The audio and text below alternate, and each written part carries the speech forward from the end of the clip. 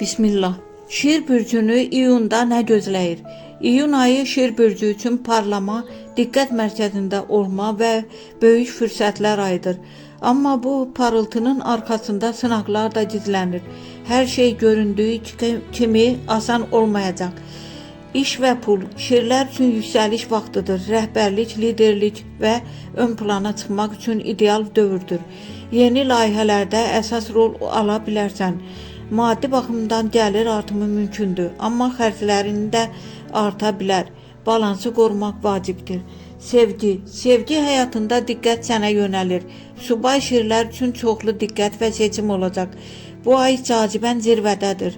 Münasibətdə olanlar isə daha çox diqqət və sevgi gözləyə bilər, amma eqon problemlər yarada bilər.